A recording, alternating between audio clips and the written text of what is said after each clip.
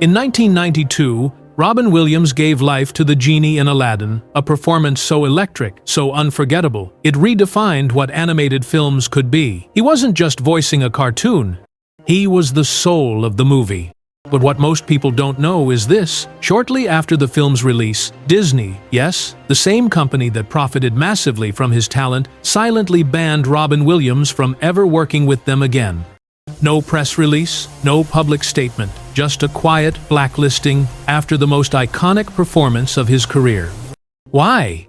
Because behind the laughter and magic, there was a betrayal so deep, it broke Robin completely. He had only one condition for doing the film. Don't use my voice to sell merchandise.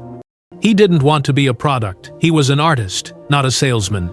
But Disney saw dollar signs, Genie toys, fast food tie-ins, commercials. His voice was everywhere.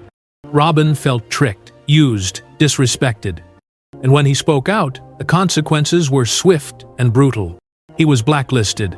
He wouldn't appear in The Return of Jafar. His name was wiped from internal memos. Hollywood insiders knew, Robin Williams versus Disney, you side with Disney or you stay silent. But that's just the surface. Because this wasn't just a studio fight, it was a turning point in Robin's life, one that spiraled into deeper pain, isolation, and a war with the industry. Before he was Hollywood's beloved Genie, Robin Williams was just a quiet boy alone in a mansion filled with silence. He was born in Chicago in 1951, into wealth and coldness. His father, a senior executive at Ford, provided everything except presence. His mother, a former model, was charismatic and witty, but emotionally distant.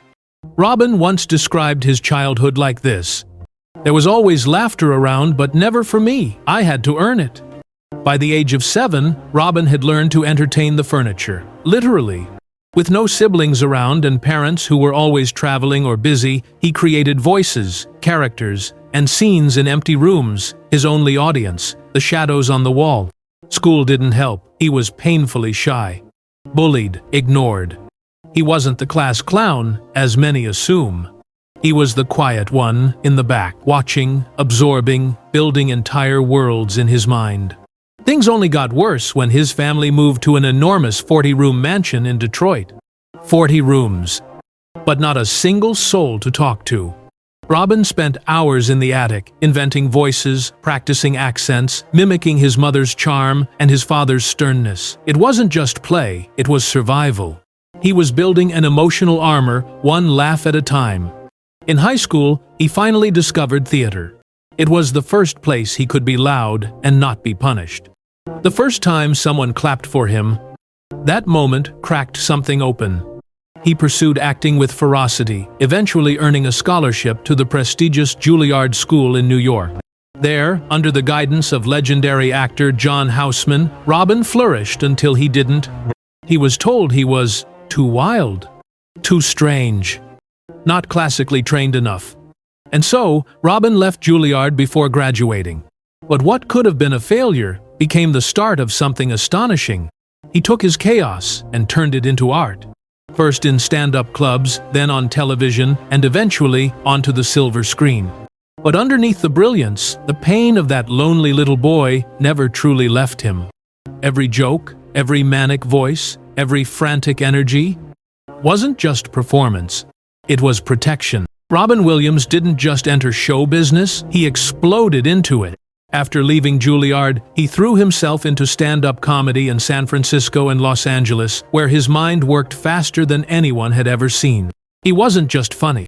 He was volcanic. No two performances were ever the same. He'd leap from Shakespeare to street slang, from German philosophers to fart jokes within seconds. Audiences didn't just laugh, they gasped. They clung to every wild, unpredictable second. Then came Mork and Mindy in 1978. A sitcom about an alien who lands on Earth? It shouldn't have worked. But Robin made it iconic. Overnight, he became a household name. But with fame came pressure and isolation. He later confessed, "The moment the laughter stopped, I was alone with myself, and that was terrifying." Still, the success kept building.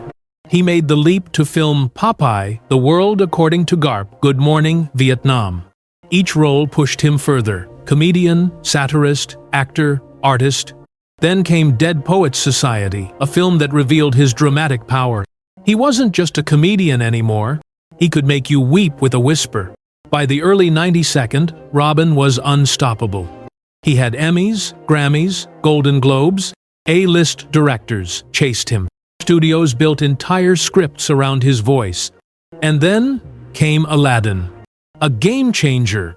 The producers at Disney had one goal: make animation cool again. And they knew Robin Williams could do that if they could convince him. He hesitated. Robin didn't need the money. He didn't want to be part of a marketing machine.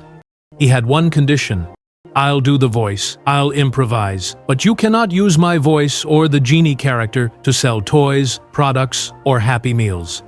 Disney agreed. On paper, Robin gave them gold. He recorded over 16 hours of improvised material. He turned a side character into the soul of the film.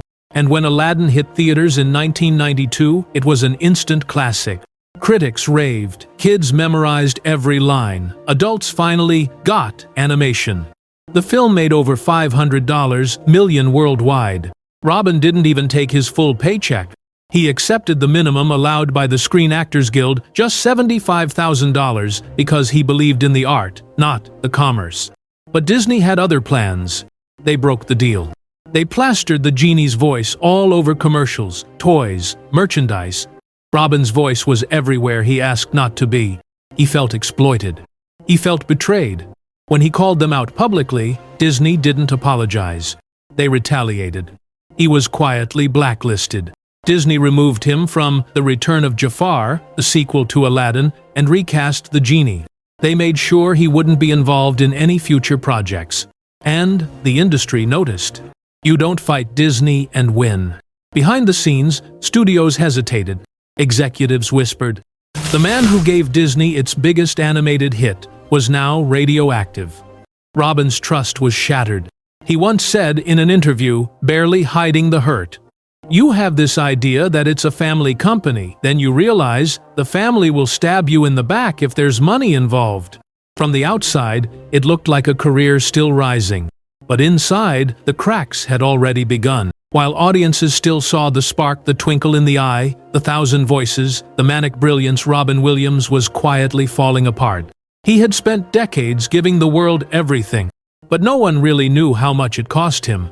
Long before the Disney betrayal, Robin had already started self-medicating. In the early 1982nd, fame hit hard and fast. With it came cocaine, alcohol, and a restless emptiness he couldn't name. He used to joke, "Cocaine is God's way of telling you you're making too much money," in his eyes. But behind the laugh was a man spinning out of control. In 1982, his close friend, John Belushi, died of an overdose just hours after Robin had visited him. It shook him. He quit drugs, cold turkey, terrified he'd be next. For years, he stayed sober. He married, had children, dove into work. But the pressure never left. He once said, "The hardest thing in life is not being funny. It's being real when no one expects you to be." And being real meant facing the darkness. Throughout the 92nd and early 2002nd, Robin's career soared. Mrs. Doubtfire, Good Will Hunting, Patch Adams, Bicentennial Man. But behind the scenes, he was unraveling. He struggled with insomnia, with loneliness, with the crushing fear that one day the voices would stop, and so would the applause. In 2003, he relapsed. He started drinking again. It wasn't wild or public. It was quiet, controlled, secretive. He'd drink alone in hotel rooms, far from his family, far from the spotlight. He called it "my little drinky poo," masking pain with humor, as always. In 2006, he checked into rehab. Publicly, he said it was just to tune up. Privately, he was scared.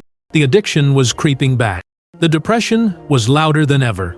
He began canceling shows, withdrawing from friends. Even on film sets, something had changed.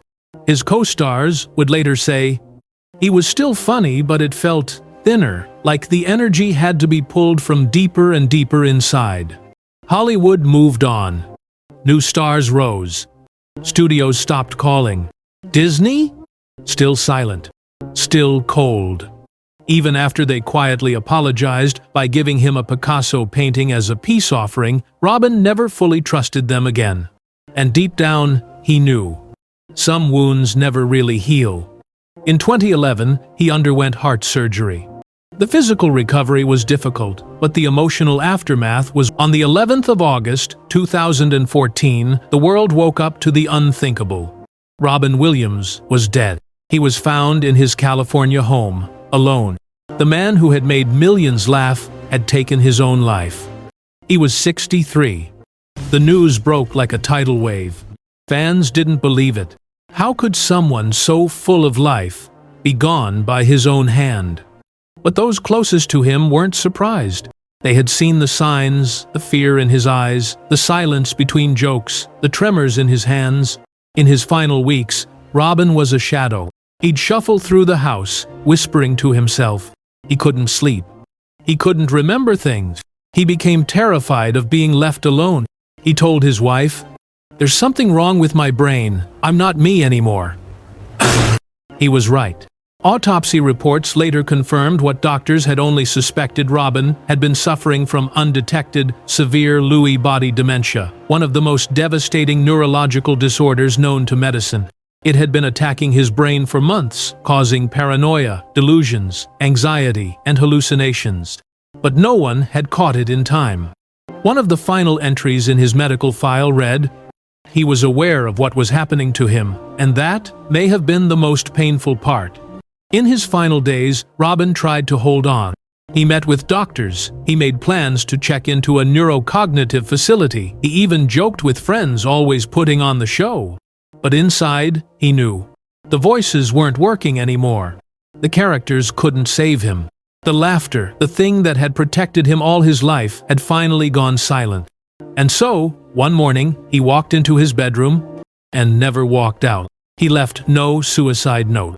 No grand explanation, just quiet.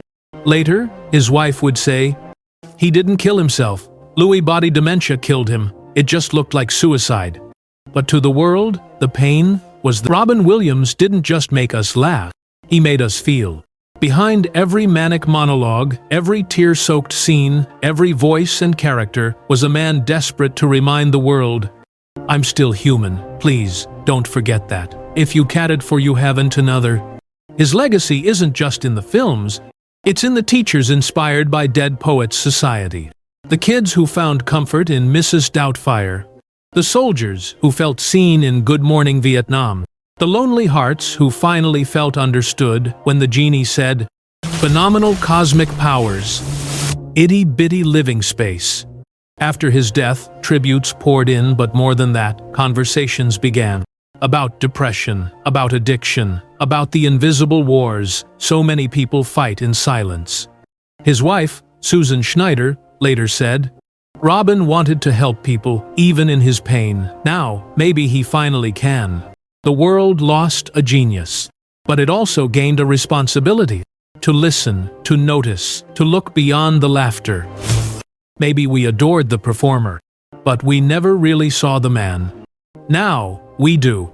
He was more than just a star. He was a soul trying to stay alive in a world that only asked him to shine. And perhaps the greatest tragedy is that he made sure we never felt alone, even when he always was.